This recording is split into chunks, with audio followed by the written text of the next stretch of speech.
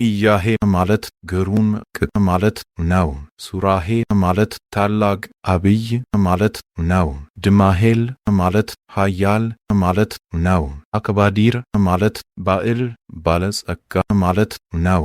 አብያቴር ማለት መሐሪ ማለት ነው።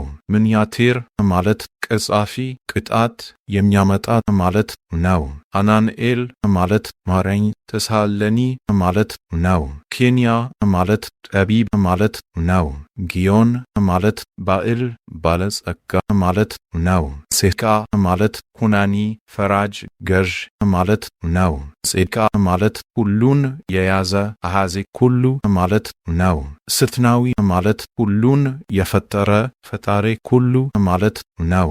ሰተናዊ የማይዘገይ ያጎነዲ ነው። ኢያኤል ማለት ሁሉ የሚፈራው ማለት ነው። አማኑኤል ማለት እግዚአብሔር ከኛ ጋር ነው የማይጠፋ ማለት ነው። አሃዱ ማለት ረዳት ረዳኢ ማለት ነው። አፍራኤል ማለት መድህን አዳኝ ማለት ነው።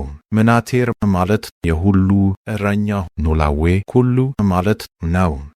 ኤል ማርዮን ማለት ሁሉን ጠባቂ አቃቤ ሁሉ ማለት ነው።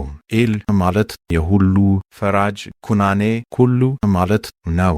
እኩል ማለት ሁሉን ታጋሽ ተአጋሲ ሁሉ ማለት ነው። ኤሎሄ ማለት ሁሉን ተሸካሚ ጸዋሪ ሁሉ ማለት ነው።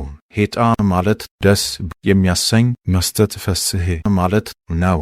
ሄዳ ማለት ሕመምተኞችን ሁሉ ፈዋሽ ፈዋሲ ሁሉ ድውያን ማለት ነው። ያው ማለት በእውነት የቀና አማን ርቱዕ ማለት ነው። ጸባኦት ማለት የዋህ ነው። አፍ ማለት ትሑት ነው። አፍያኪሮ ማለት ታጋሽ ሕጉስ ነው። ላሄ ማለት ከኀጢአት ንጹሕ የሆነ ነው። መስተዲዮስ ማለት ጻድቅ ነው። አፋር ማለት ሰጪና ነሺ ወሃቢ ወነሳኢ ነው። አፍሪዮን ማለት ቃሉ የሚያስደነግጥ መደንገጽ ቃል ነው። አፍራናታ ማለት የነገሥታት ንጉሥ ነው።